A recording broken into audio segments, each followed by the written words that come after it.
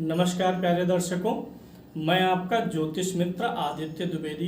अगर आप अपनी कुंडली का परामर्श चाहते हैं, अपने प्रश्नों के उत्तर चाहते हैं, समस्याओं का समाधान चाहते हैं, खराब ग्रह दशाओं के उपाय जानना चाहते हैं, कुंडली मिलान करवाना चाहते हैं या किसी शुभ मुहूर्त के बारे में जानकारी लेना चाहते हैं, तो आप हमारे नंबर पर हमें कॉल कर सकते हैं या व्हाट्सएप मैसेज कर सकते हैं। शास्त्र और विधि दोनों के अनुसार कोई भी महादशा आपको कंटिन्यूअस शुभ फल नहीं देगी, ना ही अशुभ फल देगी। और हर महादशा में अंतरदशाएं चलती हैं। 1 साल, 1.5 साल, 3 साल आदि की अंतरदशाएं होती हैं। तो महादशा और अंतरदशा का कॉम्बिनेशन बैठाना ही सबसे बड़ी चुनौती होती है। और अगर महादशा अंतरदशा में कहीं आपने गोचर के सिद्धांत को भी मिला दिया, मिक्स कर दिया, तो आपको परिणाम बहुत ज़्यादा क्लियर मिल जाते हैं। तो कोई महादशा चल रही है, उसमें कोई अंतरदशा चल रही है, तो आज की जो विधि है इसमें आप यह जान पाएंगे, समझ पाएंगे कि किसी महादशा में कोई अंतरदशा आपको शुभ फल कब देगी और अशुभ फल कब देगी। जैसे एक ही अंतरदशा में देखा गया है कि व्यक्ति को अच्छे फल भी मिले हैं, बुरे फल भी मिले हैं। मान लीजिए शुक्र की महादशा में बुध का अंतर चल रहा है, तो बुध के अंतर में पता चला कि शुरुआत में एक्सीलेंट रिजल्ट मिले, बीच में गड़बड़ हो गया, अंत में गड़बड़ हो गया। मतलब कोई भी महादशा और अंतरदशा आपको कब बेहतरीन परिणाम देगी, और इसको गोचर से मिलाना बहुत ही आसान है।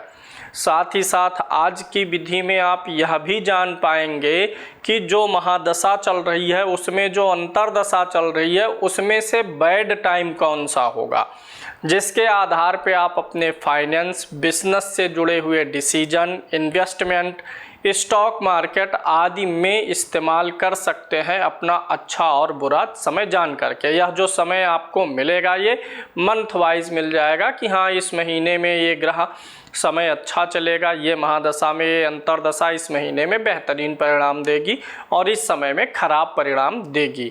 तो इस आधार पे आप अपनी प्लानिंग कर सकते हैं, फाइनेंशियल प्लानिंग कर सकते हैं, हेल्थ के लिए प्लानिंग कर सकते हैं, इन्वेस्टमेंट के लिए प्लानिंग कर सकते हैं। मैं आपको कंप्यूटर स्क्रीन पे लेके चलता हूं और वहां पर मैं आपको बताता हूं कि क्या क्या चीज़ें आपको देखनी है और कैसे देखनी है। आपके सम्मुख एक उदाहरण कुंडली ली गई है। इस उदाहरण कुंडली को अगर आप देखेंगे तो शुक्र की महादशा चल रही है और शुक्र में शुक्र का अंतर चल रहा है। सितंबर 2024 तक शुक्र की महादशा में शुक्र का अंतर चलेगा। तो हम यहाँ पे आपको जो उदाहरण में बताएंगे वो बताएंगे शुक्र में सूर्य की अंतरदशा का 21 सितंबर 2024 से 21 सितंबर 2025 तक यह चलेगा और इसी का एनालिसिस करते हैं। इस कुंडली में शुक्र द्वादश भाव में बैठा हुआ है और सूर्य दशम भाव में बैठा हुआ है और दोनों की पोजीशन भी अच्छी है। जिसकी महादशा है शुक्र की, उससे अंतरदशा नाथ सूर्य 11वें भाव में बैठा होता है। एक चीज आप सभी लोग जानते होंगे, जिस ग्रह की महादशा है, जब उसकी महादशा में ऐसे ग्रह की अंतरदशा आए जो उस महादशा नाथ से 6ठे, 8वें, 12वें बैठा होता है, तो चीजें थोड़ी सी गड़बड़ होती हैं उस महादशा और अंतरदशा में। फिलहाल यहाँ पर देखना क्या है, आप देखिए यहाँ पर शुक्र की महादशा को हम ले रहे हैं। शुक्र की महादशा 20 वर्ष की होती है। कब कब ये आपको अच्छा परिणाम देगी महादशा, और इसमें जो अंतरदशा है सूर्य की, ये कब अच्छा परिणाम देगी, इन दोनों को हम देखते हैं। इसके लिए हमें क्या करना पड़ेगा, जिस ग्रह की महादशा है उसका भिन्नाष्टक खोलना है। शुक्र की महादशा है तो यहाँ पर आपके सम्मुख मैंने शुक्र का भिन्नाष्टक खोल दिया है। शुक्र के भिन्नाष्टक में जाइए, अर्थात जिस ग्रह की महादशा है उसके भिन्नाष्टक में चले जाइए और यहाँ पर ये राशियां दी हुई होती हैं। किस राशि में शुक्र को कितने अंक मिल रहे हैं ये देखना होता है। तो शुक्र जो कि कुंडली के 12वें भाव में बैठा हुआ है, शुक्र की महादशा है। अगर देखें तो शुक्र को मिथुन राशि में 3 पॉइंट मिले हैं। कर्क में 5 मिला है, सिंह में 4 मिला है, कन्या में 5, तुला में 5, वृश्चिक में 5, धनु में 2 मिला है, मकर में 4 मिला है, कुंभ में 6 मिला है और सबसे अधिक मीन राशि में 7 मिला है। मेष और वृषभ में 3-3 पॉइंट मिले हैं। ये जो पॉइंट होता है इसका जो मिड पॉइंट होता है, एवरेज जो होता है वो 4 होता है। जहां भी 4 मिला है वो एवरेज पॉइंट मान लीजिए और 4 से कम में आप उसे निकृष्ट या खराब अंक की श्रेणी में रख सकते हैं। यानी यहाँ पर आप समझ सकते हैं एवरेज पॉइंट 4 है तो 4 के ऊपर मिले हुए अंक ज्यादा बेहतर प्रदर्शन करते हैं। यहाँ पर हम सबसे अच्छे प्रदर्शन की बात करेंगे। अब देखिए शुक्र की महादशा इनकी चल रही है। शुक्र की महादशा इनकी चलेगी मई 2021 से लेकर के मई 2041 तक शुक्र की महादशा, ये 20 वर्ष की होगी। तो इन 20 वर्षों में महादशा नाथ, महादशा का स्वामी होने के रूप में शुक्र कब कब अच्छा प्रदर्शन करेगा? ये पूरी शुक्र की महादशा, शुक्र अपनी महादशा में अच्छा प्रदर्शन तब तब करेगा जब गोचर में यह शुक्र मीन राशि में जाएगा। ऊपर राशियां लिखी हैं, मीन राशि में इन महादशाओं के दौर अपनी महादशा में जब जब गोचर में मीन राशि में जाएगा तो अच्छा प्रदर्शन करेगा। कैसे, क्यों? क्योंकि हम शुक्र की महादशा देख रहे हैं तो शुक्र के भिन्नाष्टक में आ गए और शुक्र के भिन्नाष्टक में मीन राशि में सबसे ज्यादा पॉइंट मिले हैं 7। इसके अलावा अगर इससे कम पॉइंट कहीं मिला है, जैसे कुंभ में मिला है 6 पॉइंट मिला है, 6 अंक मिले हैं, तो मीन राशि में जब गोचर रहेगा तो शुक्र अपनी महादशा का सबसे अच्छा प्रदर्शन करेगा। उससे थोड़ा कम अच्छा प्रदर्शन, लेकिन अच्छा प्रदर्शन ही करेगा जब कुंभ में रहेगा, क्योंकि यहाँ भी 6 पॉइंट है। इसके बाद जहाँ 5 पॉइंट है वहां पर थोड़ा और प्रदर्शन हल्का हो जाएगा, लेकिन रहेगा बेहतर।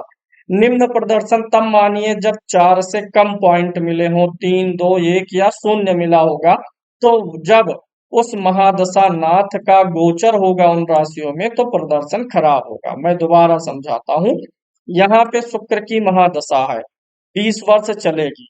अब इन 20 वर्षों में शुक्र गोचर में हमेशा गति करता रहेगा। गोचर में गति करता हुआ जब शुक्र धनु राशि में प्रवेश करेगा जितने समय के लिए, उतने समय के लिए महादशा में ये अपना अच्छा फल नहीं देगा, या जो भी फल मिल रहा है अच्छा उसमें कमी आ जाएगी, बुरा फल मिल रहा होगा तो और भी बुरा हो जाएगा।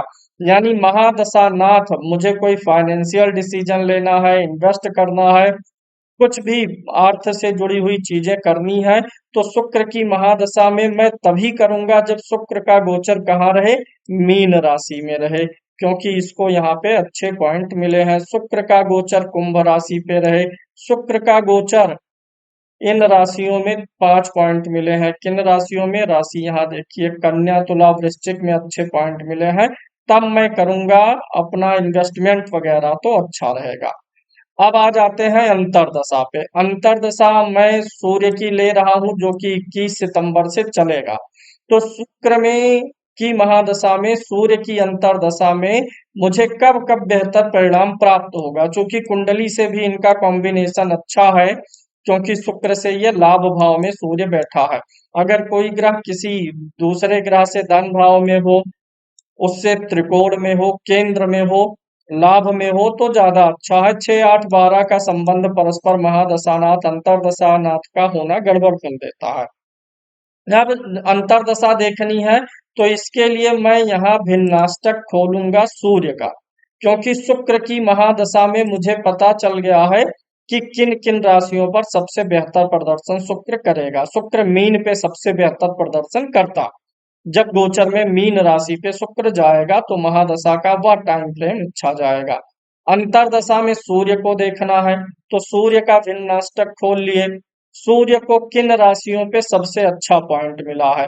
अब यहाँ पे ऊपर राशियां लिखी हुई हैं, ये देखिए 9 नंबर की गिनती, मतलब धनु राशि में सूर्य को सबसे ज्यादा अंक 6 मिले हैं। यानी जब कोई भी शुक्र की महादशा में, सूर्य की अंतरदशा में अगर ऐसा टाइम गोचर में बने जब शुक्र मीन राशि में हो और सूर्य जो है यह आ जाएगा धनु राशि में। जब आएगा वह टाइम फ्रेम आपके लिए बहुत ही अपार सफलता देगा। बिजनेस खूब चलेगा, इन्वेस्टमेंट से खूब रिटर्न आएगा। हेल्थ वाइज आपको ज्यादा व्यय नहीं होगा, हेल्थ वगैरह में कोई प्रॉब्लम है यानी जो एक्सपेंसेस हो रहे हैं वो चाहे सेहत के माध्यम से या किसी माध्यम से हो रहा, वो सब रुक जाएगा। इसके अलावा धनु में 6 है तो इससे कम 5 पॉइंट जहां होगा। सूर्य कन्या राशि में देखिए 5 पॉइंट दिया है, तुला में 5 दिया है, मकर में 5 दिया है।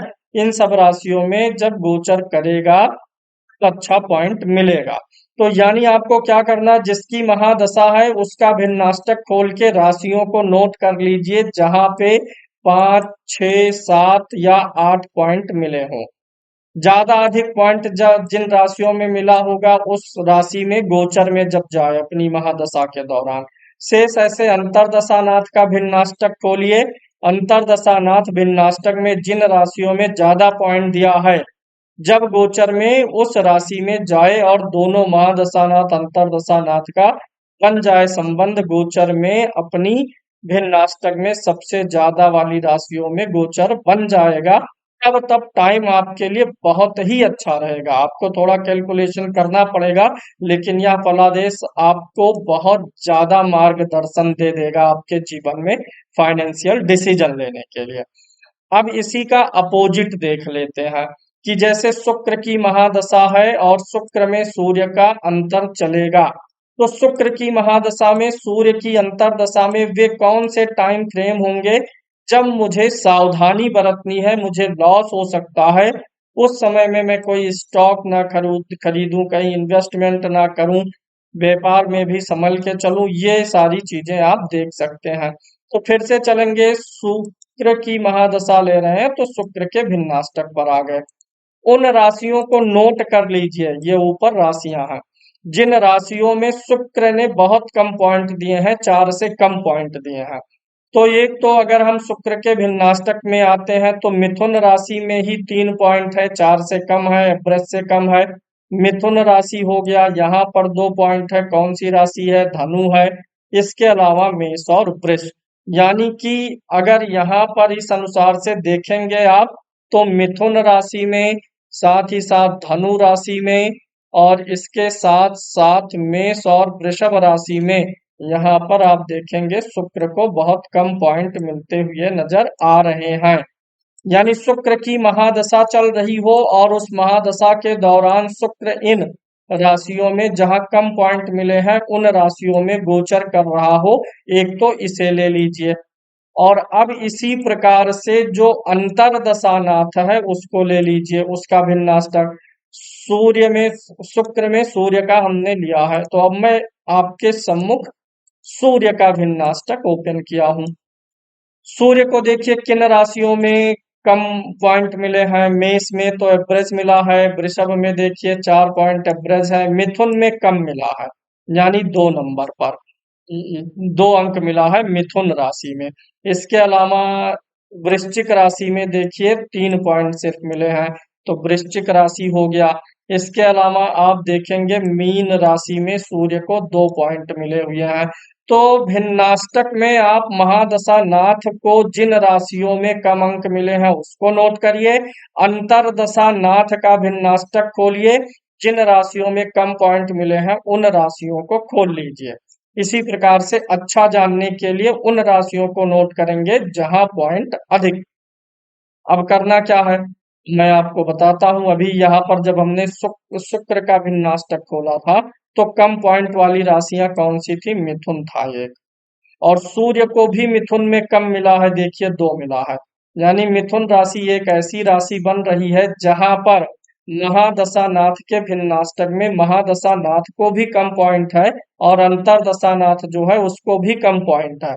यानी शुक्र की महादशा में सूर्य की अंतरदशा में जब भी अगर कभी संयोग बैठा कि शुक्र भी मिथुन राशि में जाए, सूर्य भी मिथुन राशि में जाए गोचर में, तो वह महीना हमारे लिए गड़बड़ रहेगा।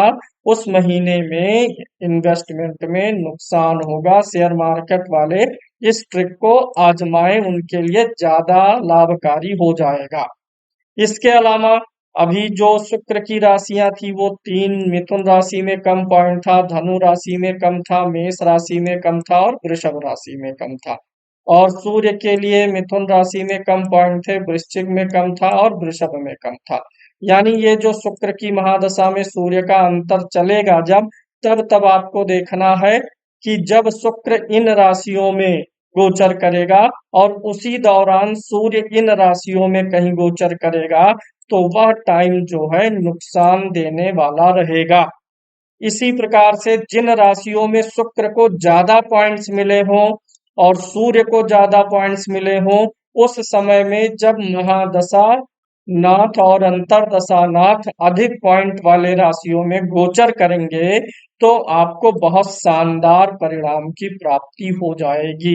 ऐसे आपकी कोई भी महादशा चल रही हो, उसमें अंतरदशा आए, तो आप देख सकते हैं कौन सा ग्रह कब किस राशि पर गोचर करेगा किस महीने में।